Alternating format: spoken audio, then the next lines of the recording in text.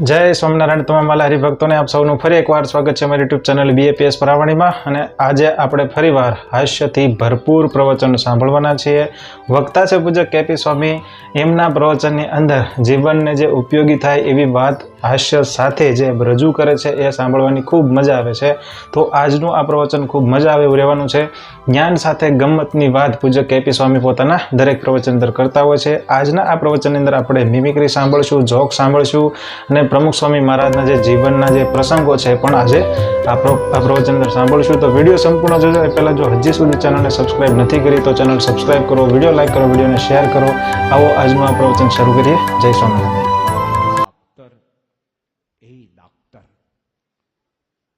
Doctor કે બોલો બાવાજી, એ doctor મને સાંભળની, મને સાંભળતું એમ અટેન્શન આપે એમ. ડોક્ટર કે બોલો. અરે ડોક્ટર, મને તકલીફ તો એવી છે તે મારી તકલીફ તને કેવું ગોડ નોસ જીભ ઉપરે જ નહીં. શું કે જીભ ઉપડતી નથી. તો ડોક્ટર કે તકલીફ છે તો કેવી પડશે એમ, ને અત્યારે આપણે બે જ જણા છીએ, કોઈ તમને સાંભળતું નથી, પ્લીઝ બોલો. અરે ડોક્ટર, મારી તકલીફ તો એવી છે તને કેવું પણ ખોડાઈ જાને જીભ ઉપરે જ નહીં, ઘરની જ શરમ આવે છે. ડોક્ટર એવું નહીં કે બોલો તકલીફ કહેશો તો દવા થશે. તો કે સાંભળ ડોક્ટર, મને દર 7 સેકન્ડે એક વાર ગેસ રિલીઝ થાય છે. દર 7 સેકન્ડે. પણ ડોક્ટર, ગેસ રિલીઝ થાય ત્યારે ધડાકો બી નહીં થાય અને દુર્ગંધ બી નહીં આવે. નો બેડ સ્મેલ, નો વોઇસ, નથિંગ. પણ એની હાઉ ડોક્ટર, એન્વાયરમેન્ટ તો બગડે ને. હું તમોની સાથે વાત કહું છું ને મને 7 વાર ગેસ રિલીઝ થયો છે. તમોને ખબર બી નહીં પડી હતી ડોક્ટર. એ લોકોનો અવાજ આવો તૂટી જાય, ભાવુક થઈ જાય એકદમ. તમો એની દવા કરો નહીં.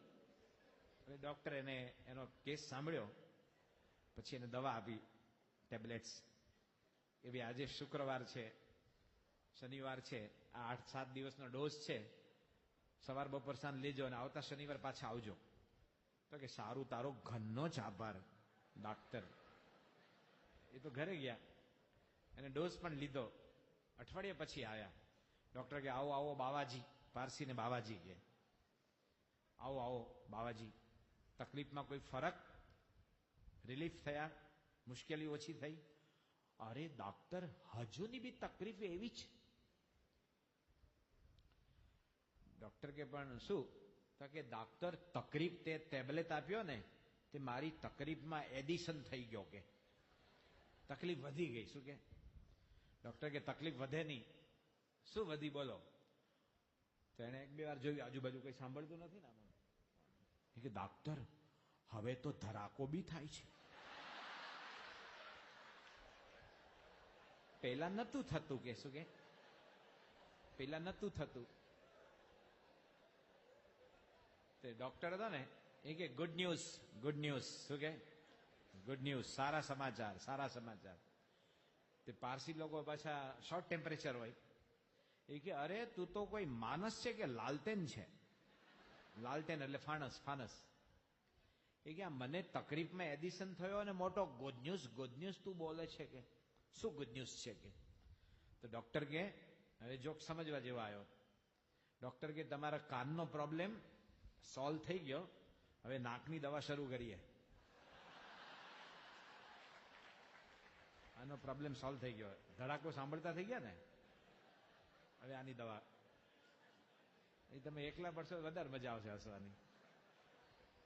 અને આજે તમે પાણીપુરી ફુદીનાના પાણી સાથે ખાધી છે એટલે તમને ધડાકો તો થશે જ.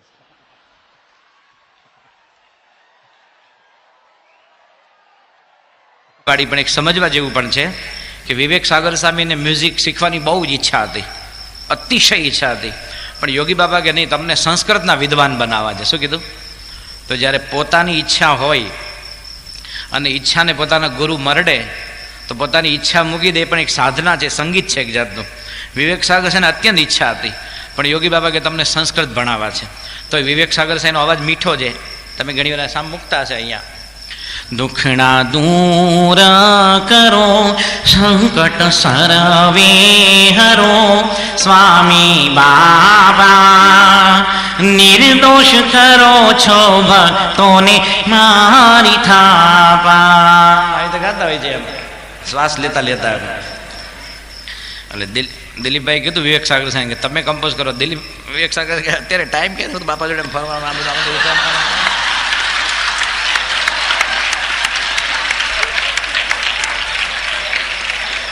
ના ભાઈ તમારે કમ્પોઝ કરવું પડશે કે બાપાને યાદ કરીને કરો ને કે. એટલે વિવેક સાગર કે ચાલો કરીએ. એટલે કાગળ આપ્યો, વિવેક સાગર સાહેબ શરૂ કર્યું. વંદે શ્રી પુરુષોત્તમં ચ પરમં ધામાક્ષરં જ્ઞાનદમ વંદે પ્રાગજીભક્તમેવ મનગમ બ્રહ્મ સ્વરૂપમ મુદા વંદે યજ્ઞપુરુષદાસચરણં શ્રીયોગિરાજં તથા વંદે શ્રી પ્રમુખં ગુણાલય ગુરું મોક્ષાય ભક્ત્યા સદા. दिखला दीदार प्यारा हिमे बुब तुम हमारा माशो के जरा ज देना नैनो का नजारा इतने में तो होवेगा आशा को न गुजारा दिखला दीदार प्यारा हिमे बुब तुम हमारा. આમાં જે દિખલા દીદારની વાત કરી વિવેક દિલીપભાઈ કે નિરૂપણ નથી કરવાનું કે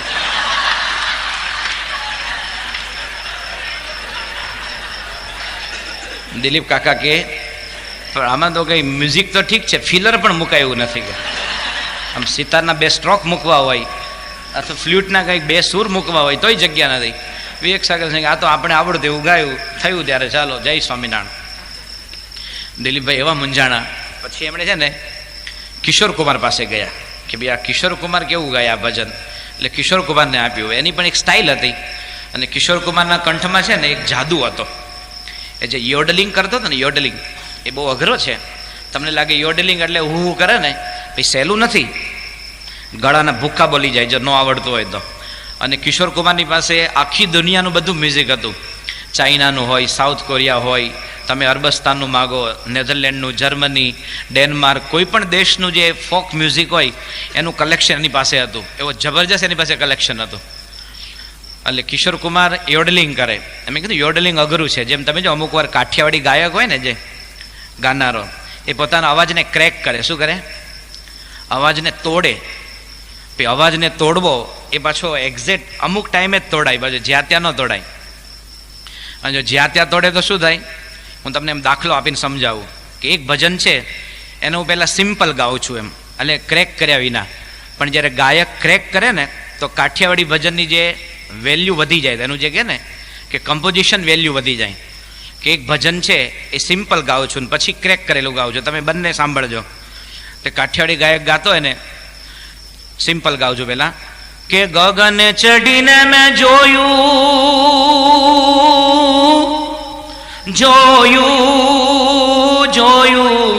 કાનુડાને જોવાને ગયા તા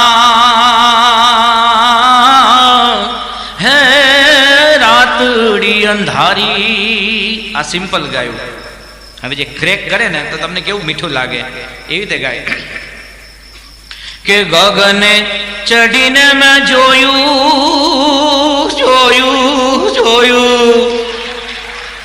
લાગે ઓહો આમ શું કર્યું પણ આવડવું જોઈએ પાછું કે આ જાય ગાયબ માટે.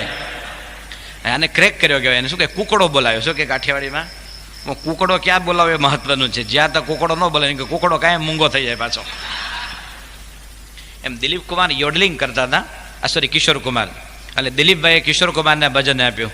એટલે કિશોર કુમારે શરૂ કર્યું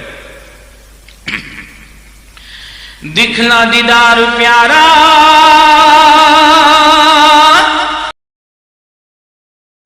તો વિવેક સાગર સાહેબનો અવાજ મીઠો છે, તમે ઘણી વાર સામ મૂકતા હશે અહીંયા. દુખણા દૂર કરો સંકટ સરવે હરો સ્વામી બાબા નિર્દોષ કરો છો ભક્તોને મારી થાપા. આવી તો ગાતા હોય છે એમ શ્વાસ લેતા લેતા. એટલે દિલીપભાઈ કીધું વિવેક સાગર સાહેબ કે તમે કમ્પોઝ કરો. વિવેક સાગર કે અત્યારે ટાઈમ કે બાપા જોડે ફરવાનું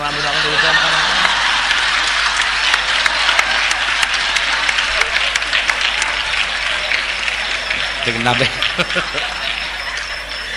તમારે કમ્પોઝ કરવું પડશે કે બાપાને યાદ કરીને કરો ને કે. એટલે વિવેક સાગર કે ચાલો કરીએ.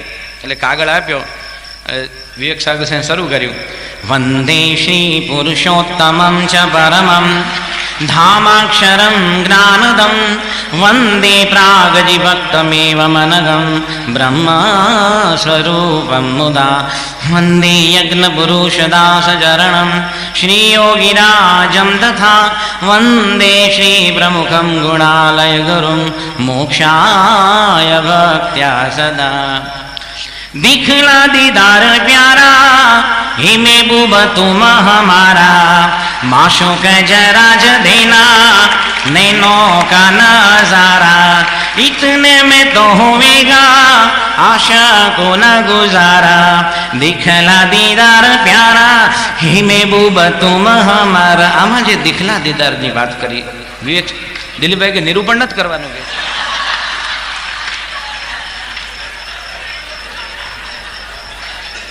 દિલીપ કાકા કે પણ આમાં તો કંઈ મ્યુઝિક તો ઠીક છે ફિલર પણ મુકાયું નથી કે આમ સિતારના 2 સ્ટ્રોક મૂકવા હોય અથવા ફ્લ્યુટના કંઈક 2 સૂર મૂકવા હોય તોય જગ્યા નથી. વિવેક સાગર સિંહ આ તો આપણે આવડતું એવું ગાયું થયું ત્યારે ચાલો જય સ્વામિનારાયણ. દિલીપભાઈ એવા મૂંઝાણા. પછી એમણે છે ને કિશોર કુમાર પાસે ગયા કે ભાઈ આ કિશોર કુમાર કેવું ગાય આ ભજન. એટલે કિશોર કુમારને આપ્યું. એની પણ એક સ્ટાઇલ હતી અને કિશોર કુમારના કંઠમાં છે ને એક જાદુ હતો. એ જે યોડલિંગ કરતો હતો ને યોડલિંગ એ બહુ અઘરો છે. તમને લાગે યોડલિંગ એટલે હું કરે ને ભાઈ સહેલું નથી. ગળાના ભૂક્કા બોલી જાય જો ન આવડતું હોય તો. અને કિશોર કુમારની પાસે આખી દુનિયાનું બધું મ્યુઝિક હતું. ચાઇનાનું હોય, સાઉથ કોરિયા હોય, તમે અરબસ્તાનનું માગો, નેધરલેન્ડનું, જર્મની, ડેનમાર્ક, કોઈ પણ દેશનું જે ફોક મ્યુઝિક હોય એનું કલેક્શન એની પાસે હતું. એવો જબરજસ્ત એની પાસે કલેક્શન હતું. એટલે કિશોર કુમાર યોડલિંગ કરે. એમ કીધું યોડલિંગ અઘરું છે. જેમ તમે જો અમુક વાર કાઠિયાવાડી ગાયક હોય ને જે ગાનારો એ પોતાના અવાજને ક્રેક કરે. શું કરે? અવાજને તોડે. પછી અવાજને તોડવો એ પાછો એક્ઝેક્ટ અમુક ટાઈમે જ તોડાય, પાછું જ્યાં ત્યાં ન તોડાય. અને જો જ્યાં ત્યાં તોડે તો શું થાય? હું તમને એમ દાખલો આપીને સમજાવું કે એક ભજન છે એને હું પહેલાં સિમ્પલ ગાઉં છું એમ, એટલે ક્રેક કર્યા વિના. પણ જ્યારે ગાયક ક્રેક કરે ને તો કાઠિયાવાડી ભજનની જે વેલ્યુ વધી જાય, એનું જે કહે ને કે કમ્પોઝિશન વેલ્યુ વધી જાય. કે એક ભજન છે એ સિમ્પલ ગાઉં છું ને પછી ક્રેક કરેલું ગાઉં છું. તમે બંને સાંભળજો. તે કાઠિયાવાડી ગાયક ગાતો હોય ને સિમ્પલ ગાવજો પહેલા કે ગગન ચડીને મેં જોયું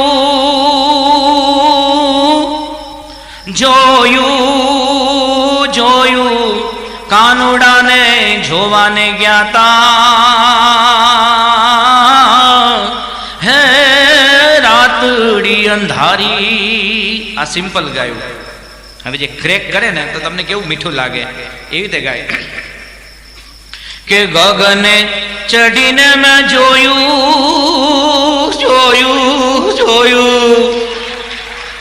આમ લાગે ઓહો આમ શું કર્યું પણ આવડવું જોઈએ પાછું કે આ જાય ગાયબ માટે. આને ક્રેક કર્યો કહેવાય. એને શું કે કુકડો બોલાવ્યો. શું કે કાઠિયાવાડીમાં કુકડો ક્યાં બોલાવે મહત્વનું છે. જ્યાં તો કુકડો ન બોલાવે કે કુકડો કાંઈ મૂંગો થઈ જાય પાછો. એમ દિલીપ કુમાર યોડલિંગ કરતા હતા. સોરી કિશોર કુમાર. એટલે દિલીપભાઈએ કિશોર કુમારને ભજન આપ્યું. એટલે કિશોર કુમારે શરૂ કર્યું દિખલા દીદાર પ્યારા હે મહેબૂબ તુમ હમારા માશુક જરા જ દેના નૈનો કા નજારા.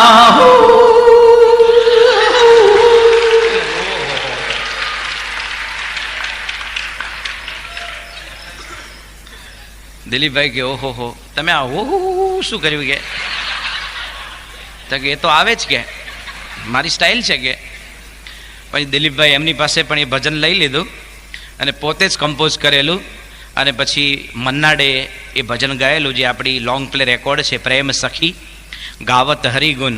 આગળના 5 ભજન પ્રેમાનંદ સ્વામીના મન્નાડે ગાયેલા છે, અને પાછળના 4 પ્રેમાનંદ સ્વામીના બીજા ભજન આશા ભોસલે ગાયા છે. તો એ 77માં લોંગ પ્લે રેકોર્ડ નીકળેલી, બહુ સરસ ભજન હતું. તો દિખલા દીદાર ભજન છે એ જે દિલીપભાઈએ કમ્પોઝ કર્યું એને આપણે સાંભળીશું.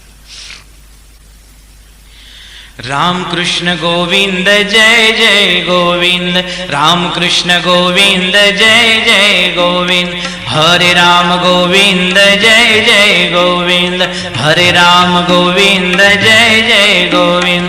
નારાયણ હરે સ્વામી નારાયણ હરે, હે નારાયણ હરે સ્વામી નારાયણ હરે, સ્વામી નારાયણ હરે, સ્વામી નારાયણ હરે.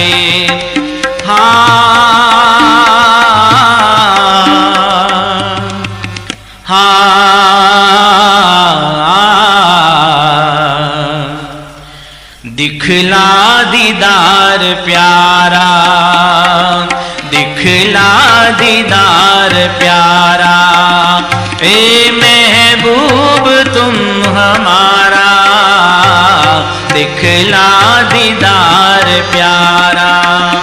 माशूक जरा दे देना, माशूक जरा दे देना, नैनों का नजारा,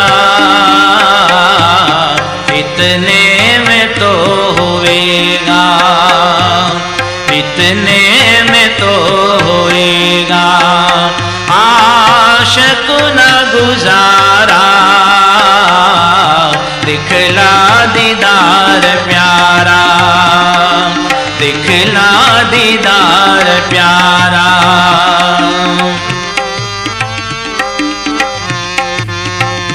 कुर्बान किया तेरे नाम पर, कुर्बान किया, कुर्बान किया तेरे नाम पर, घर बार संसारा.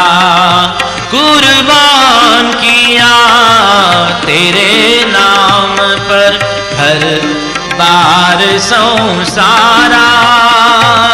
फकीर ले फिरता हूँ, जय जय नारायण नारायण नारायण, जय जय नारायण नारायण नारायण. ओ फकीर ले फिरता हूँ, करने को दीदारा, दिखला दीदार प्यारा, दिखला दीदार प्यारा.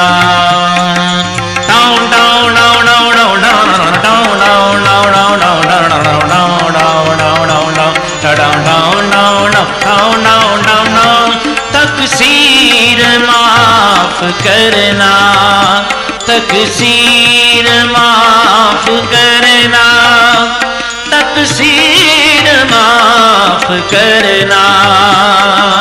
सुन ओ सर्जनहारा, प्रेमानंद को मुलाकात, जय जय नारायण नारायण नारायण, जय जय नारायण नारायण नारायण, जय जय नारायण नारायण नारायण, जय जय नारायण नारायण नारायण. ओ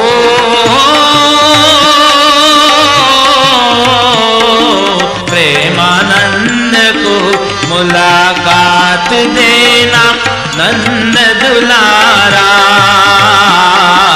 दिखला दीदार प्यारा, दिखला दीदार प्यारा. ए महबूब तुम हमारा, दिखला दीदार प्यारा, दिखला दीदार प्यारा, दिखला दीदार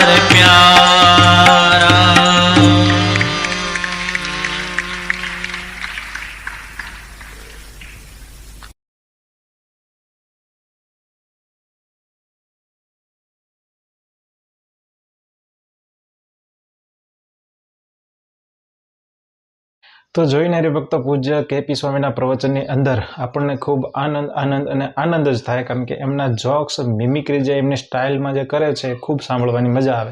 તો આવા જ પ્રવચનો અમે અમારી યુટ્યુબ ચેનલમાં આપને પહોંચાડતા રહીશું. એ માટે અમારી ચેનલને જરૂરથી સબસ્ક્રાઇબ કરો, વિડીયો લાઇક કરી અમને મોટિવેટ કરો, ચેનલને જરૂર તમારા સંબંધીઓ સુધી પહોંચાડો. જનમંગલ સ્વામી, સોમપ્રકાશ સ્વામી, કેપી સ્વામી, આચાર્ય સ્વામી, આ બધાયના જે હાસ્ય પ્રસંગો સાથે, જે એક જ્ઞાન સાથે ગમ્મતવાળા પ્રસંગો હોય, એને અમે આપ સુધી પહોંચાડવાની જરૂરથી કોશિશ કરશું.